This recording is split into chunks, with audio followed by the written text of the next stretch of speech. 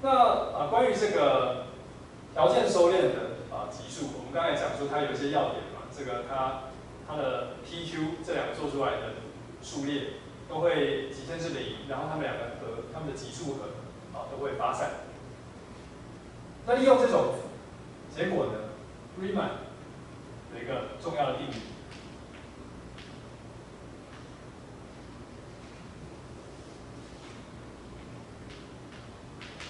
一样是一个 rearrangement 的定理。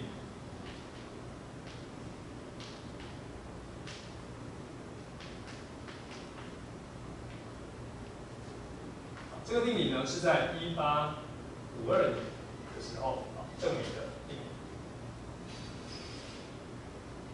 对吗 ？Riemann 的定理是说什么呢 ？Riemann 的定理是说，第一个一样我有一个级数，然后第二件事情是我假设它收敛 conditional 是条件收敛。刚才 Dirichlet 的 rearrangement 定理呢，它是假设绝对收敛，然后说换顺序不会改变结果。那么我们现在假设它条件收敛，则结果是说呢，对任何的实数，你随便挑一个实数，我们总是可以找到一个换顺序。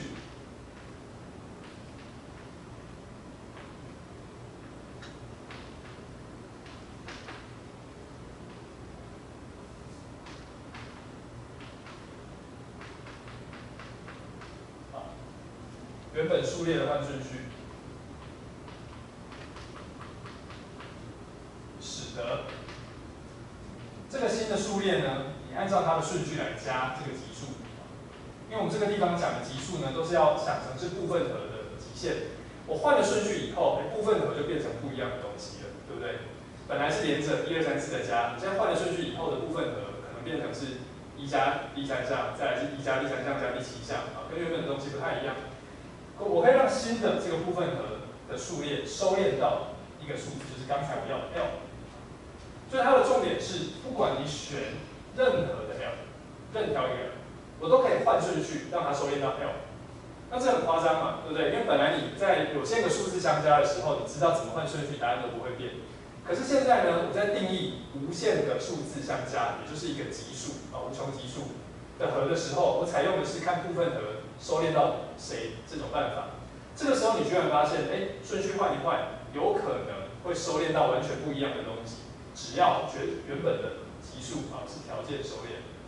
所以呢，他告诉我们说，级数无穷和的世界是反你的直觉的它蛮奇怪的好，这是它的叙述。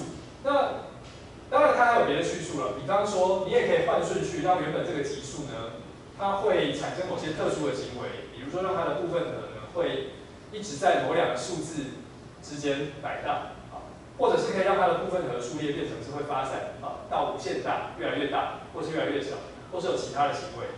那些情况我就不把它写出来，因为呢，如果你了解现在这个叙述的证明的话，你很容易可以把它调整成别的证明。刚才我讲那些别的叙述的证明所以我们来看一下 Riemann 怎么证明这个定理。好，我先来讲一下他的想法，好不好？先讲一下他的想法。我们会用到的事情呢，只有刚才有提到的2件，所以我先把它列下来。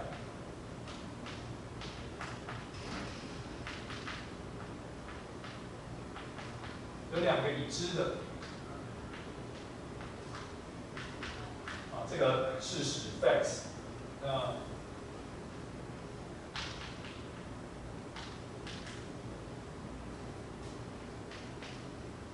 它是有条件收敛的这个要求给出的。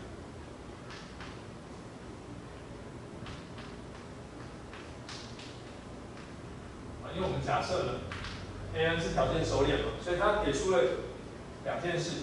第一件事呢，就是刚才的这个 P 数列，它的级数和会是无限大，也就是它会发散这是一个非负向级数，对不对？所以我要求它是会发散的这个是其中一部分我要用到的就是要求了，就它可以推得出来啊。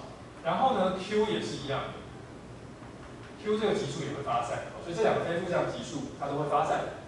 另外一件事是，它们两个的单向极限，它们每项的极限都是0。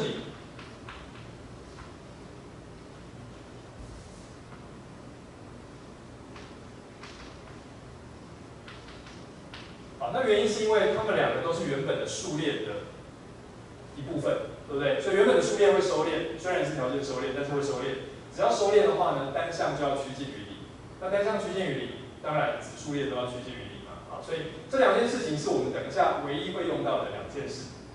那 Riemann 的想法啊，那证明是这样。这个证明就是呢，你想象在实数线上。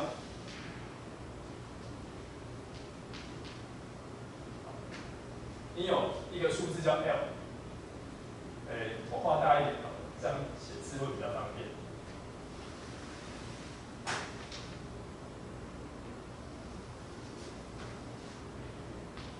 实数线上，好，这里有一个数字叫 L， 我现在只用红色的来代表它，不要用橘色的来代表它啊。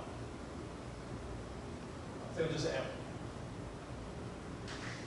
那我们要做的事情是这样，第一个，先从 P1 出发，那就看 P1 掉在哪里嘛，啊，那比方说如果它掉在左边了，如果说这是 P1，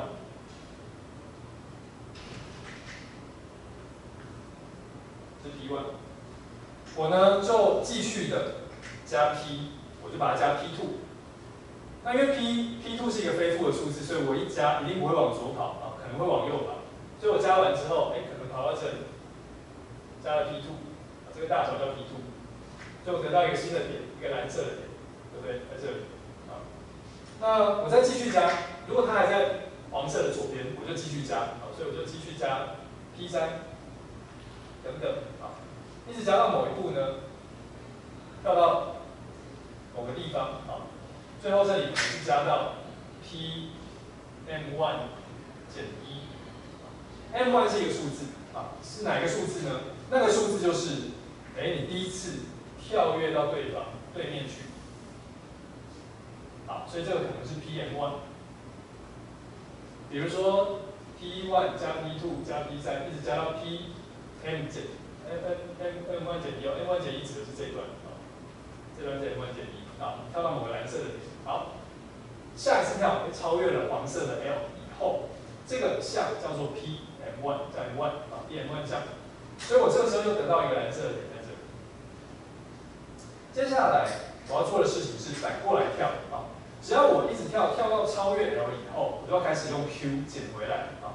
那如果说一开始你的 P1 就是在 L 的右边，那 Pm1 就是 P1， 好不好？所以你想成这是一般的，就 M1 是 P1 的情况，就是 P1 就在右边一开始。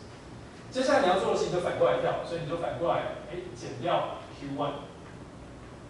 减 Q1 之后呢，你又得到了一个蓝色的点，对不对？在这里，然后你就继续减 Q2， 好，一样的一直做到某一步，减了 Q 的 M1 prime 减1啊 ，Q 呢减了 M1 prime 减1个以后，假设下一个得到这个蓝点以后呢，假设下一个你又跳跃了，跳到黄色的另外一边。它可能跳到某数，这个某数呢也是一个蓝点，但是它是透过减掉 Q 的 M1 prime 跳过来的，好，得到这里。然后呢，你只要超越了 L 以后，你就做同样的动作，你又开始把它加 P， 就继续加 P 啊。这个地方一加 P 以后，它是加谁？它是加上 P 的，刚才你用到 M1 对不对？现在你要用的是 M1 加1。然后以此类推，你又有 M1 加2、M1 加3，一直做到某一步以后，又下一次跳跃过去就叫 M2， 可以吗？跳跃过去那个项叫 PM2 啊。好，那么这个过程呢是一定可行的，原因是因为第一个，不管你从哪里开始，因为我知道 P 呢的级数和是发散的，是无限大，所以它的部分和是没有上界的。所以你这样给一个数字，比如说 L， 我一定可以加 P， 一直加就超过 L。因为 L 不会是它的上界，好，所以超过 L 之后，同样的减 Q 也可以再减到超过反方向的超过 L。原因是因为 Q 的级数和也没有相界嘛，所以它的部分和都会越来越大啊。这个 Q 的部分和没有相界啊，所以你越减就会越小，对不对？所以你可以再抄回来，然后你就再继续加 P， 又可以再抄过去啊。所以这个过程呢是可以无限制的进行下去的。好，那么我们来给一些符号啊，所以这些重点啊，蓝色的东西啊，蓝色的东西呢，它就是 the partial sums of the rearrangement。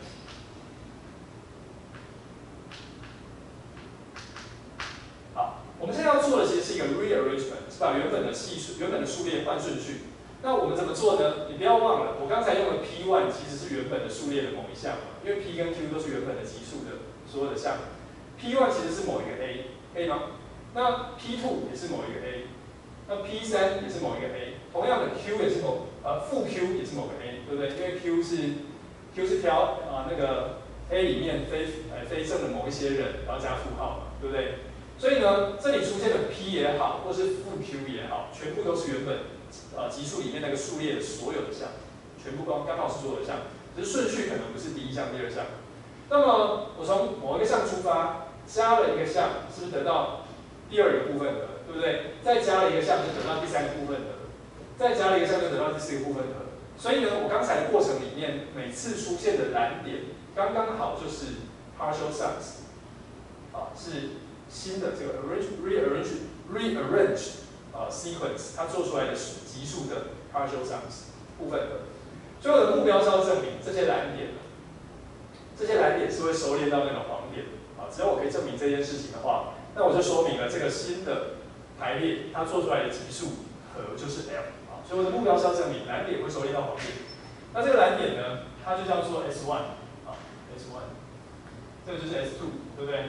这是这个，S2 是这个 ，S2， 那这个人是谁呢？这个人就是 S 的 M1 减1，那这里是 S 的 M1， 然后这个点呢就是 S 的 M1 加1，然后 S 的 M1 加2，一直跳到这里，这个点是 S 的 M1 加上 M1 prime， 对不对？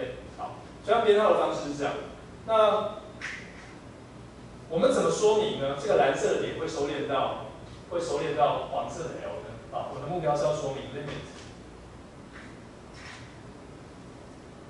这个 Sn 它会等于 L， 对不对？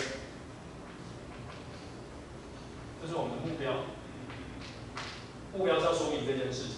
好，那怎么说明它呢？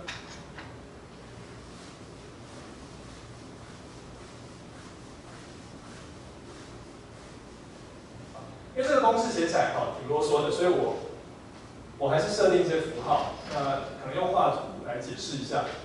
好，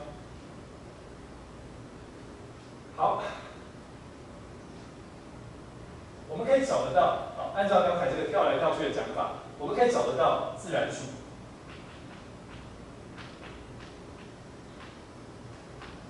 有两串，一串就是 M1， 然后 M2。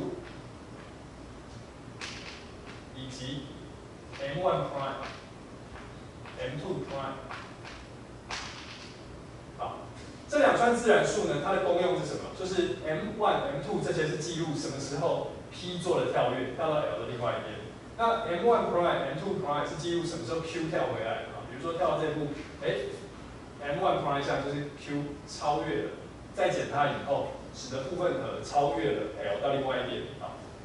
我们存在这两串数列呢，使得接下来有点啰嗦不过我们还是可以做，使得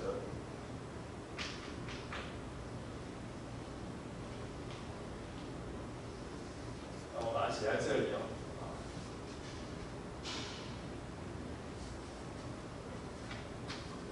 不好画，我把它画出来。这个地方呢，如果是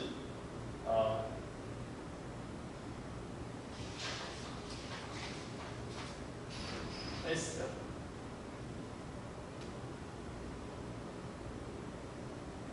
ML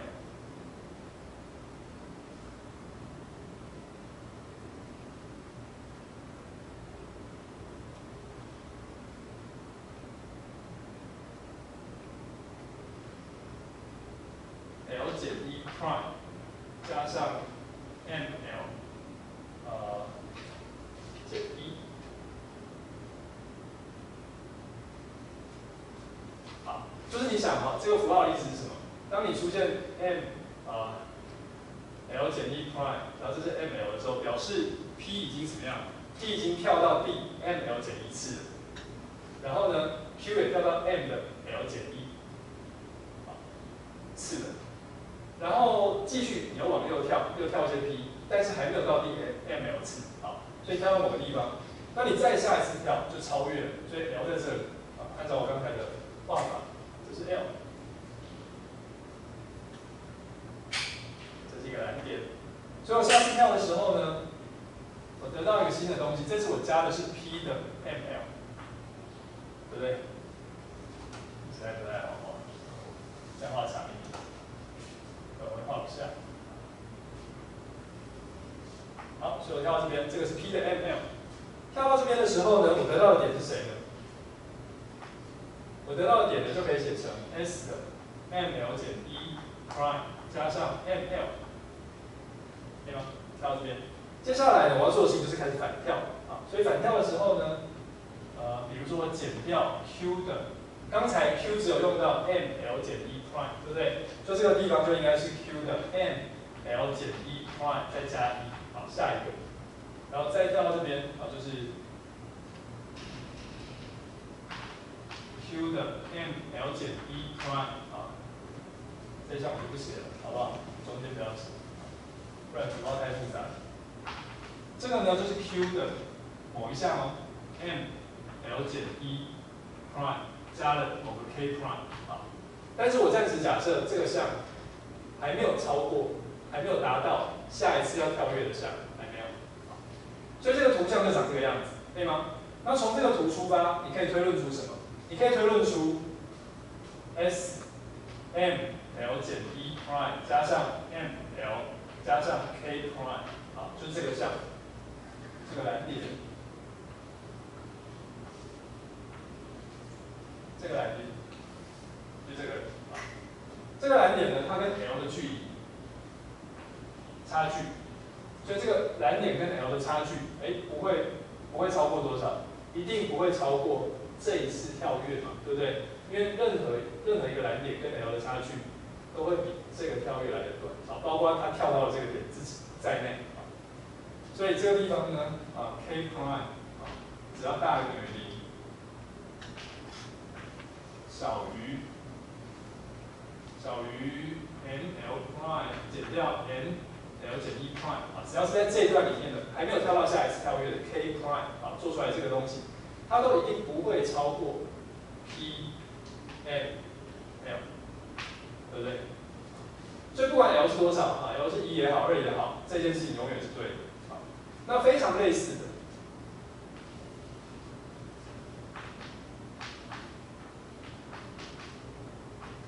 我们呢如果我刚才是从这个 p 跳跃出发来看啊，你也可以从 q 跳跃出发来看，那你写出来我就不画图了啊，你写出来再画另外一张图更累。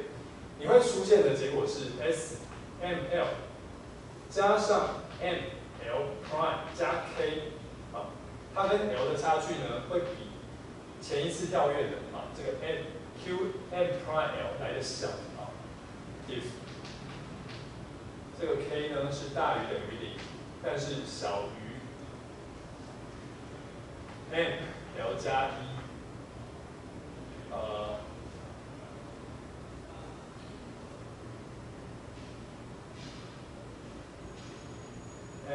加1，对，我看一下哦 ，ml 加1减掉 ml，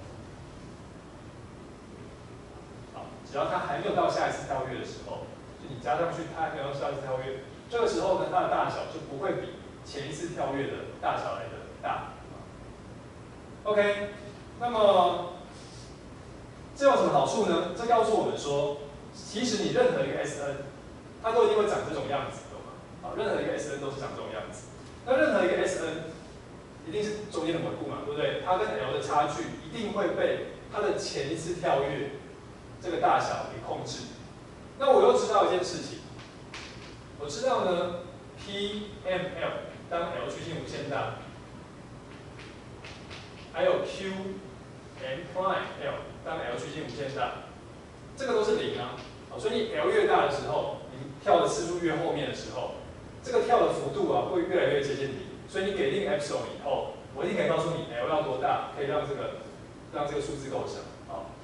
所以呢，我硬要把它写出来啊。对任何的 epsilon 大于0，我一定可以找得到一个 n 0，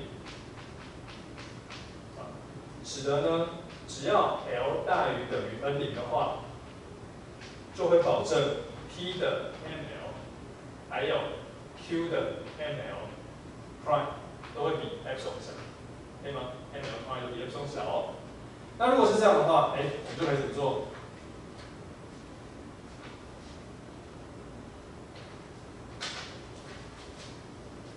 这个时候呢，只要令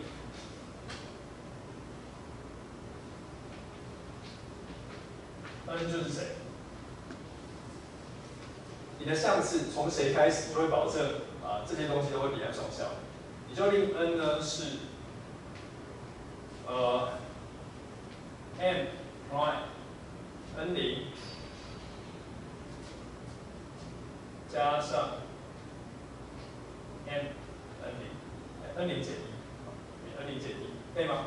就第一次跳了 p， 跳了 p 以后，这个竹码，那么只要 n 大于等于这个 n， 就会保证 Sn 减掉 l 的距离会比 epsilon 小。原因是因为呢，只要 n 超过这个 n 的时候，那你这个下面这个 n 一定是在这一个相次以后的项。这个相次表示什么？表示它用了这么多个 q 了，已经用了这么多个 q，q 已经 p 呢已经用了这么多个，好，所以它刚刚好是在第 n 0次 p 跳跃的那个项。